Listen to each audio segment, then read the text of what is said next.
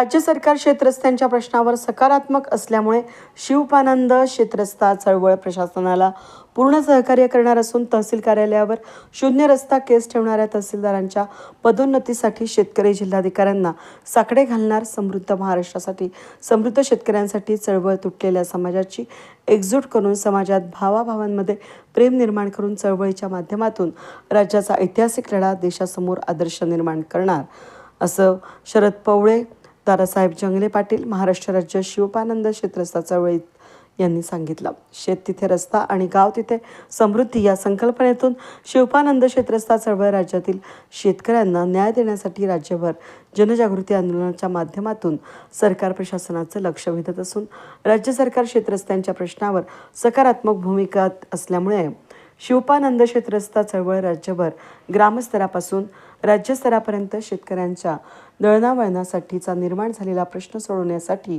शेतीचा श्वास खुला करून शेतकऱ्यांचा प्रगतीचा महामार्ग मोकळा करून शेतकऱ्यांनी पिकवलेला माल बाजारपेठेमध्ये पोहोचवण्यासाठी नकाशावरील शेतरस्त्यांच्या हद्द निश्चिती, वहिवाटीच्या रस्त्यांना पायमार्ग, गाडीमार्ग, रस्त्यांना खुला करून दर्जेदार शेतरस्ता मिळवून देण्यासाठी कार्यरत असून दौंड तालुक्यामध्ये शिवपानंद कृती समितीचा तहसीलदार अरुण शेलार यांच्याबरोबर समन्वय समितीची बैठक पार पडली असता महाराष्ट्र शिवपानंद शेतरस्ता चळवळीचे प्रणेते शरद पवळे, राज्य समन्वयक दादासाहेब जंगले पाटील यांनी तहसीलदार अरुण शेलार यांच्याबरोबर प्रलंबित रस्ता केसेस, नकाशावरील रस्ते, ग्रामशेत रस्ता, ग्रामीण स्थापना समितीची स्थापना, निशुल्क मोजणी, शुल्क संरक्षण फी या मुद्द्यांवर संवाद साधला.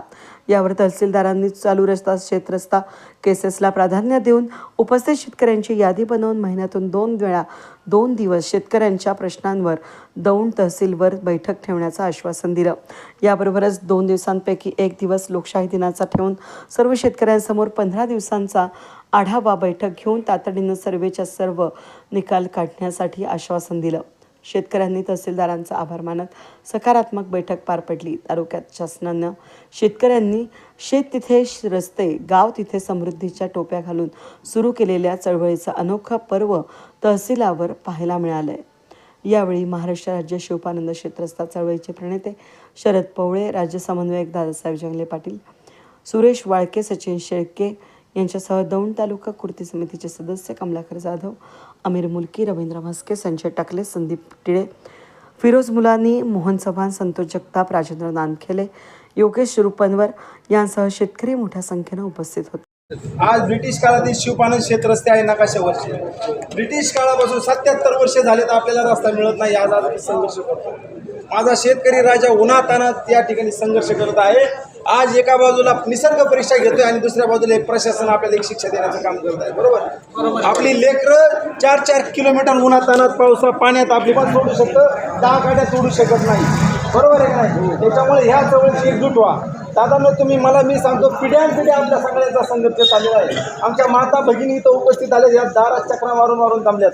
शेतरस्ता बनल्यापासून शेतरस्ता बंद झाल्यावर अर्ज बनवण्यापासून तर प्रशासकीय न्यायालयीन लढ्यापर्यंत माझ्या शेतकऱ्याचं या ठिकाणी जीवन संपत आहे. आज एका बाजूला तुम्ही चंद्रावर चाललाय, एका बाजूला बुलेट ट्रेन आणताय. इथं आमच्या शेतकऱ्याला आज रस्ता नाहीये आणि हे प्रशासन निष्ठुरपणे AC मध्ये बसून इकडे खुर्चीवर कोणी हालायला तयार नाही, कोणी आपल्या आंदोलनाची दखल घ्यायला तयार नाही. त्याच्यामुळं आज या ठिकाणी राज्यभर आम्ही ज्या पद्धतीने चळवळ, आपण तुमच्या सगळ्यांच्या आशीर्वादाने एकजुटीने ही चळवळ चालू आहे.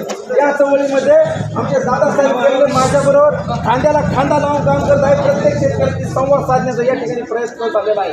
त्यांनी एकेकाला असे हेलपाटे मारायला लावले, टेबल खाली यांचे धंदे चालले. इथला कारकून स्वतःला तहसीलदार समजायला आलाय. बरोबर आहे का? या तुम्हाला सगळ्यात महत्त्वाचं सांगतो, शासन निर्णय बनले, वेगवेगळे सरकार येतात, शासन निर्णय बनतात, परंतु त्याची अंमलबजावणी कोणी करत नाही. शासन निर्णयामध्ये सरळ उल्लेख आहे, त्या आधारावर पैसे गोळा करायचं काम चालतात. या संदर्भात नगर जिल्ह्यामध्ये या ठिकाणी हायकोर्टामध्ये आपण छत्रपती संभाजीनगर हायकोर्टामध्ये या ट्रिप पिटिशन दाखल केली. शेतकऱ्यांना तुम्ही एक टाईम नाही, किती दिवसामध्ये रस्ते खुले करायचे याचा टाईम नाही. आला का आदेश निघतात, आदेश निघाला तरी निकाल लागत नाही, कोर्टामध्ये स्टे दिला जातो. वेगवेगळ्या पद्धती प्रशासकीय न्यायालयीन या संघर्षामध्ये शेतकऱ्याचा तुळून या ठिकाणी मारायचं काम चाललेलं आहे. त्यामुळे कोर्टाने या ठिकाणी प्रशासनाला सरकारला फटकारलं. शेतकऱ्यांनी अर्ज केला तर त्याला 60 दिवसाच्या आतमध्ये रस्ते करून द्यायचे. या संदर्भात आपण राज्यभर या ठिकाणी संघर्ष करत असताना जळगाव असेल, संभाजीनगर असेल, या ठिकाणी नाशिक असेल, अनेक प्रत्येक जिल्ह्यामध्ये राज्यातल्या आपल्या 33 जिल्ह्यामध्ये आज सध्या आपलं काम चालू आहे. सध्या प्रत्येक तालुक्यामध्ये आपण पोहोचतो. ही चळवळ तुटलेल्या समाजाला जोडण्याचं काम या चळवळीच्या माध्यमातून करत आहोत. भावाभावात प्रेम निर्माण करण्यासाठी राज्यातली ऐतिहासिक चळवळ निर्माण झालेली आहे. सरकारी काही प्रशासकीय अधिकारी चांगले आहेत, आपण त्यांचं कौतुक करू. पण जे कोणी या ठिकाणी निष्ठुरपण आणि ज्या कुचंबना जर शेतकऱ्यांची करत असेल तर त्याला या ठिकाणी त्याचा निलंबित करण्याचा पण पुढचा आपण या ठिकाणी हिशोब आखणार आहोत.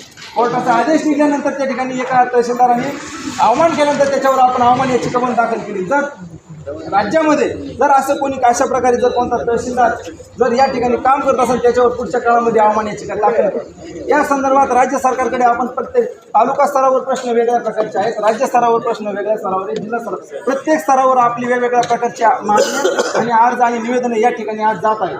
या ठिकाणी सगळ्यात महत्त्वाचा प्रश्न आहे नकाशावरच्या शेत रस्त्यांचा प्रश्न सोडवायचा कसा. नकाशावरच्या प्रत्येक शेत रस्त्याला नंबरी लावा, नंबरी लावून त्याला सर्वेक्षण चालू करा आणि जो कोण नंबरी हटवून त्याला दंड चालू करा. प्रश्न मिटतोय नकाशावरच्या रस्त्याचा. चालू वहिवाटीचे जे रस्ते आहेत त्यांना गाव नकाशावर घ्या आणि गाव नकाशावर घेऊन त्यांना हाताने त्याला पण नंबरी लावून टाका. दुसरी बाजू वाटपपत्रामध्ये रस्ता असल्याशिवाय वाटपत्र करू नका, ही आपली मागणी.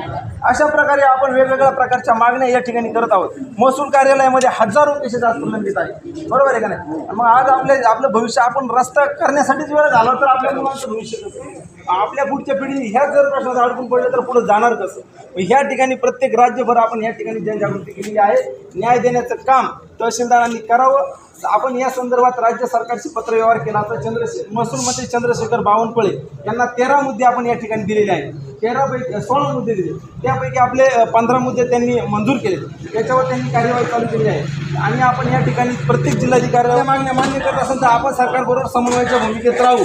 पण पर्यायी जर तुमच्या राज्य सरकारने जर आदेश काढून सचिवांनी आदेश काढून मागच्या वेळेस 18चा असेल 21चा असेल यानंतर जे काही आदेश निघले त्याची अंमलबजावणी झालेली नाही. शासन निर्णय बनवले, जाहिरातबाजी झाली, परंतु अंमलबजावणी झालेली नाही. पण या संदर्भात रस्ता किती प्रलंबित ठेवू नये. आता काही एक शासन निर्णय त्यांची काढण्याची तयारी चाललेली आहे आणि आता जर का या प्रशासनाने जिल्हा प्रशासन असेल तालुका प्रशासन असेल पण बंद करा ना. या ठिकाणी जर त्यांनी फसवण्याचा प्रयत्न केला तर व्यापक स्वरूपात आपण लढा देणार आहे. आज